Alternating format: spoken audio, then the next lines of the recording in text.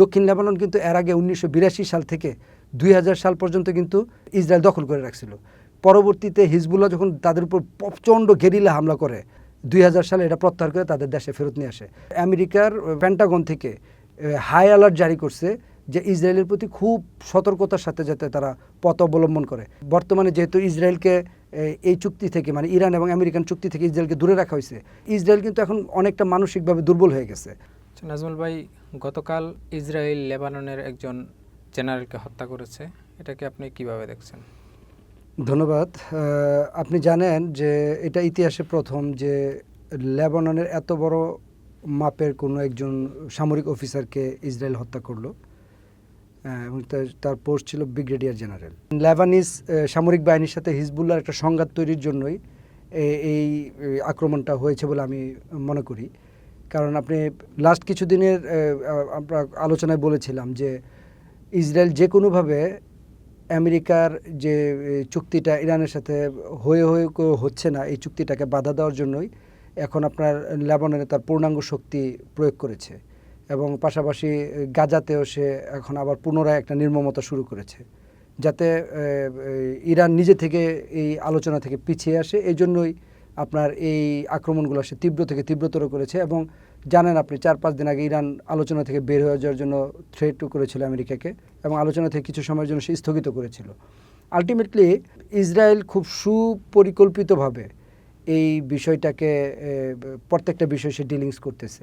Lebanon এমন একটা রাষ্ট্র যে বাংলাদেশের ময়মনসিংহ বিভাগ যেটা অর্থাৎ জামালপুর, ময়মনসিংহ, শেরপুর এই এবং নেত্রকোনা 4টা বিভাগের যে আয়তন 10,400 সামথিং, লেবাননের আয়তনও তাই।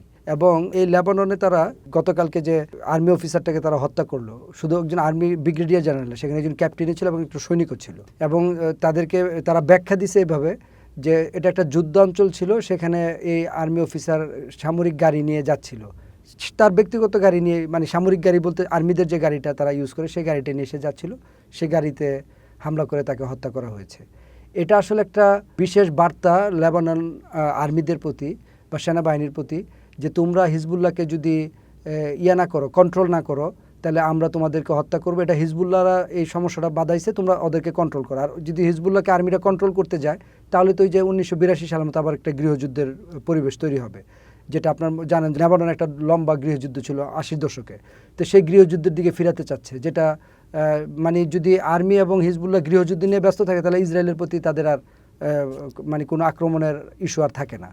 এটাকেই মূলত এখন একটা মূল টার্গেট করে আগাচ্ছে তারা এবং চুক্তি ভঙ্গের জন্য, মূলত চুক্তিটা যাতে না হয় এই চুক্তিটাকে স্থগিত করার জন্য এবং গৃহযুদ্ধ তৈরি করে ইসরায়েলের একটা মানে যেটাকে বলা হয় একটা ব্লু জোন বা একটা নিরাপত্তা বলয় তৈরি করার উদ্দেশ্যে তারা এই দিকে যাচ্ছে।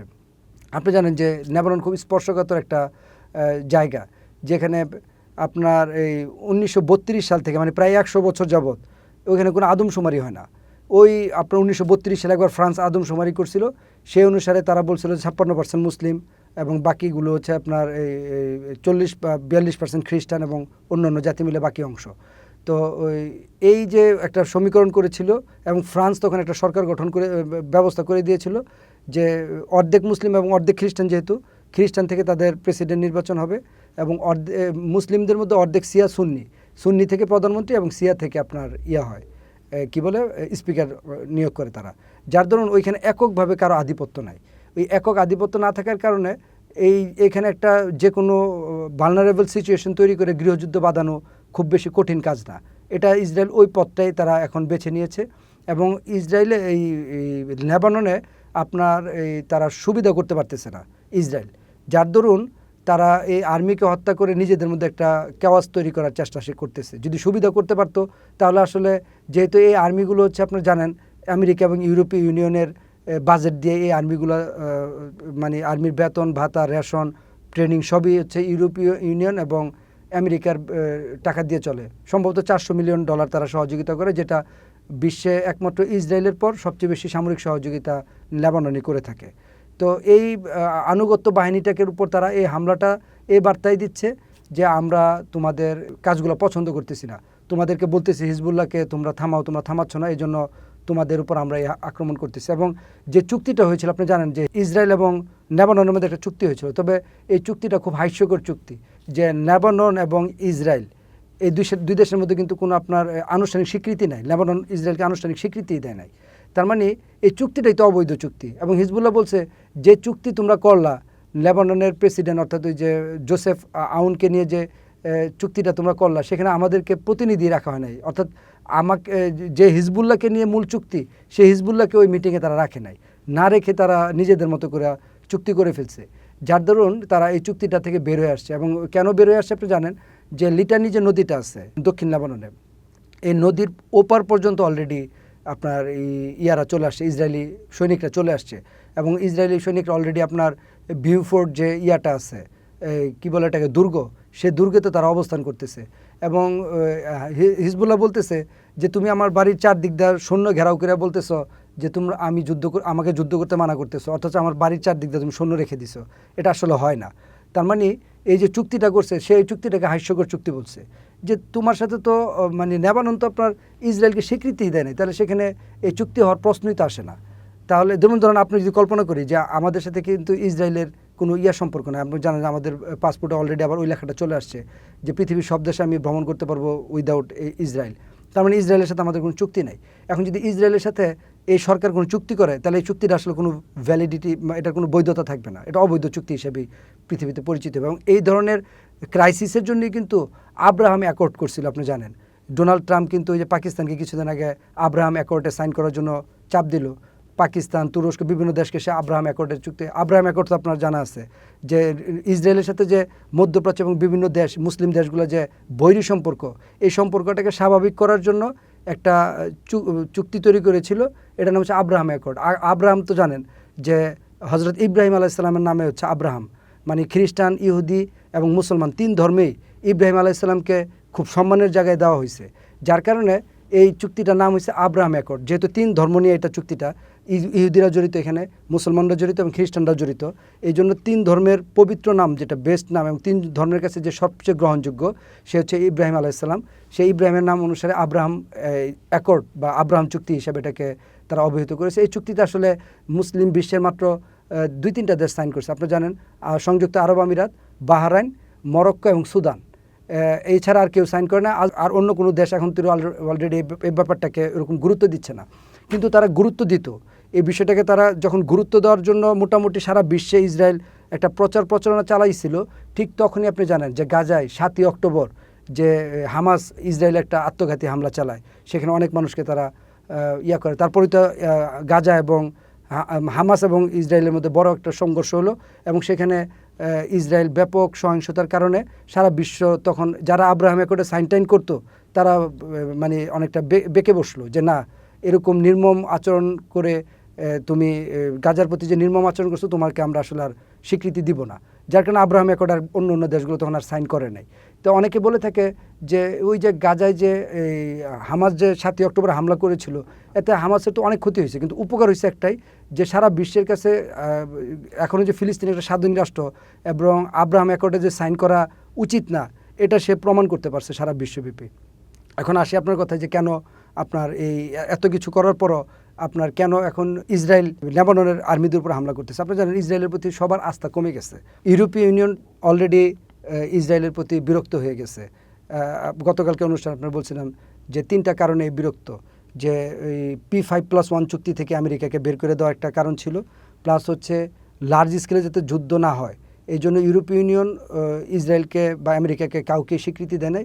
যদি তারা স্বীকৃতি দিত, তাহলে ঠিক বিপরীতে আবার ইরানকে চীন, রাশিয়া স্বীকৃতি দিয়ে দিত, তো অনেকটা বড় স্কেলে যুদ্ধ চলে আসতো। আর তৃতীয় বিষয় হচ্ছে ইসরায়েলের অমানবিক কর্মকাণ্ড এবং গ্লোবাল ফ্লোটিলিয়া, এটা সারা বিশ্বের চোখ খুলে দিয়েছে যে আসলে ইসরায়েলের আচরণ কতটা অমানবিক।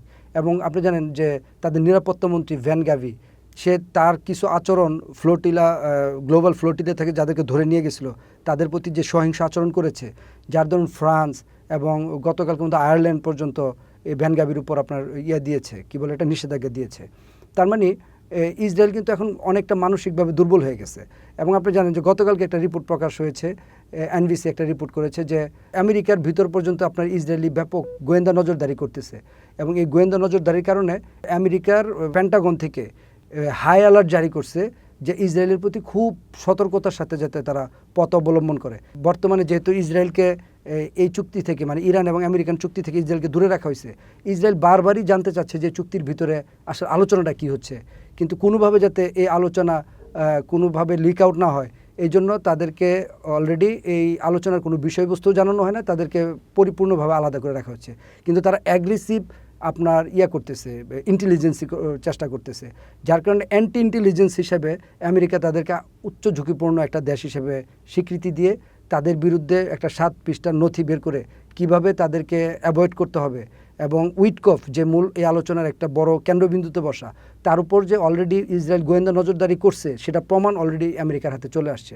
শুধু এটা না, আরও অনেকের উপর যে তার গোয়েন্দা নজরদারি চালাচ্ছে বিভিন্ন ডিভাইসের মাধ্যমে, এবং বিভিন্নভাবে তাদের উপর তথ্য বের করার চেষ্টা করতেছে আসলে ইরান এবং আমেরিকার মধ্যে কী আলোচনা হচ্ছে, সেই আলোচনাগুলো ভিতর থেকে তথ্য জানার জন্য সে উদ্গ্রীব হয়ে গেছে। এই জন্য আমেরিকা খুব সতর্কতার সাথে পথ অবলম্বন করতেছে।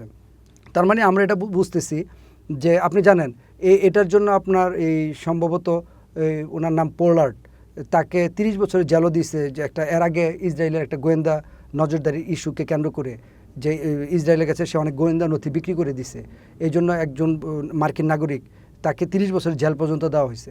তার মানে মার্কিনিরা এখন ইসরায়েলের প্রতি ওই আস্থা এবং বিশ্বাসের জায়গাটা অনেকটা ভেঙে গেছে। কারণ কি, দুজনের তো দুরকম উদ্দেশ্য। এখন কোনোভাবেই যখন কোনো জায়গায় সাইড পাচ্ছে না ইসরায়েল, তখন ইসরায়েল একটা চূড়ান্ত পদক্ষেপে আগাচ্ছে যে লেবাননের উপর যদি সে চূড়ান্তভাবে সহিংস আচরণ করে, গাজার উপর সহিংস আচরণ করে, সে যদি এই চুক্তিটাকে আনুষ্ঠানিকভাবে মানে দুই পক্ষকে খেপিয়ে তুলে, আমেরিকা এবং ইরান দুই পক্ষকে যদি খেপিয়ে তুলে আবার যুদ্ধটা বাধাই দিতে পারে, তাহলে ইসরায়েল আসলে একটা সেফ এক্সিট পেয়ে গেল। এই জন্যই এখন সে চূড়ান্তভাবে সব জায়গায় একটা অ্যাগ্রেসিভ অ্যাটাকে যাচ্ছে। তার আগে একটু বলে নিই যে লেবাননের লিটানি নদী পর্যন্ত, দক্ষিণ লেবানন কিন্তু এর আগে 1982 সাল থেকে 2000 সাল পর্যন্ত কিন্তু ইসরায়েল দখল করে রাখছিল। পরবর্তীতে হিজবুল্লাহ যখন তাদের উপর প্রচণ্ড গেরিলা হামলা করে এবং অনেক সৈন্য মারা যায়, এবং কিছুদিন পর পর কিছু তাদের সৈন্য ক্ষয় হতে থাকে, তখন ইসরায়েলের ভিতরে একটা প্রতিবাদ শুরু হয় যে না, তোমরা দ্রুত দক্ষিণ লেবানন থেকে সৈন্য প্রত্যাহার করো। তখন উহুদ বারাক সম্ভবত ওনার নাম ছিল, উনি ইয়াহুদ বারাক সম্ভবত, ইয়াহুদ বারাক হচ্ছে যে তাদের সাবেক যে প্রধানমন্ত্রী, সে তখন একটা নির্বাচনী প্রতিশ্রুতি বলছিল, যদি আমি নির্বাচিত হই তাহলে আমি প্রথমে এসেই যে দক্ষিণ লেবাননে যে ইসরায়েলি সৈনিক আছে তাদেরকে প্রত্যাহার করে আমাদের দেশে নিয়ে আসবো। তখন তারা 2000 সালে এটা প্রত্যাহার করে তাদের দেশে ফেরত নিয়ে আসে। তার মানে তারা জানে যে এই যে এখন যে জমিটা তারা দখল করছে, এই জমিটা দখল করে রাখতে পারবে না এবং তাদের প্রচণ্ড আক্রমণের শিকার হইতে হবে। কিন্তু এখন তারা শুধু এই চুক্তিটাকে বাদ দেওয়ার জন্য, চুক্তিটাকে বাতিল করার জন্য, চুক্তিটাকে যে কোনোভাবে আটকানোর জন্যই এই দখলটা করছে, যাতে তারা এখান থেকে একটা সুবিধা নিতে পারে, অথবা পুনরায় যুদ্ধটাকে মানে চুক্তি না হয়ে যুদ্ধ অবস্থায় ফিরিয়ে নিতে পারে আমেরিকাকে, ওই চিন্তায় তারা আছে। তো আমি মনে করি এই জন্যই সারা লেবাননে এখন বেপরোয়া হয়ে গেছে, এবং এটা আসলে একটা আমেরিকা এবং ইরান কীভাবে সেটা ডিলিংস করে এটার উপর অনেক কিছু এখন নির্ভর করে।